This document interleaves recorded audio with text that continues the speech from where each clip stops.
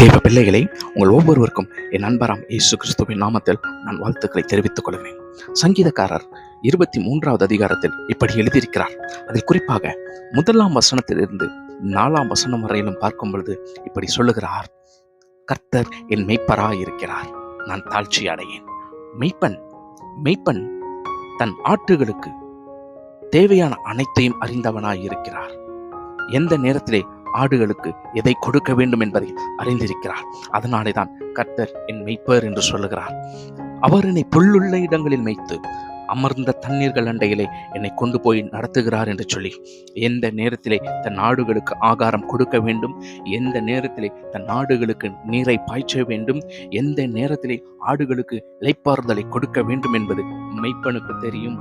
கண்ட நேரங்களிலே எல்லாவற்றையும் கொடுக்க மாட்டார். ஆதலால் தான் அவர் இப்படி விசுவாசத்தில் கூறுகிறார்: அவர் என்னை புல்லுள்ள இடங்களில் நடத்துவார், என் ஆத்துமாவை தேற்றி தம்முடைய நாமத்தின் நிமித்தம் என்னை நீதியின் பாதையிலே நடத்துகிறார் என்று சொல்லப்படுகிறது.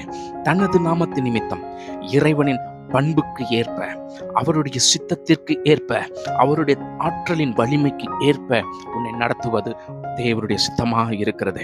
அது நிமித்தமாக தான் தம்முடைய நாமத்தின் நிமித்தம் என்னை நீதியின் பாதையில் நடத்துகிறார்.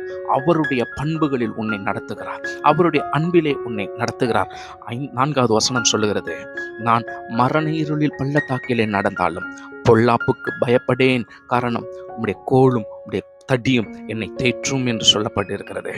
எப்பேற்பட்ட பள்ளத்தாக்குகளிலே நீங்கள் நடந்து சென்றாலும் எதிரிகளிடம் இருந்து உங்களை பாதுகாத்து கொள்ள தேவன் பலன் தருகிறார்.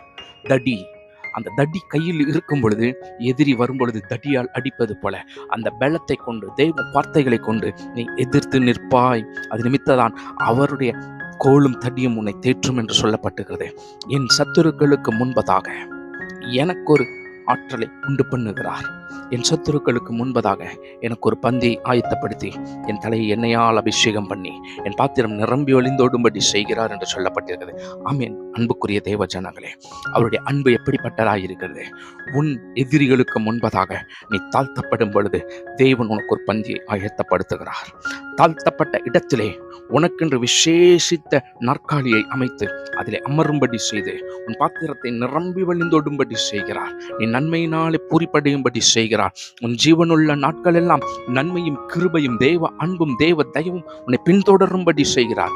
எந்த இடத்திலே நீங்கள் தாழ்த்தப்பட்டீர்களோ அதே இடத்திலே உங்களுக்கென்று விசேஷித்த அமருதலுக்குரிய நாற்காலியை அமர வைத்து அதிலே அமர பண்ணி எல்லார் முன்பதாகவும் கர்த்தர் உன்னை உயர்த்த வல்லவராய் இருக்கிறார். அவரே உன் மெய்ப்பர் யாவே. God bless you.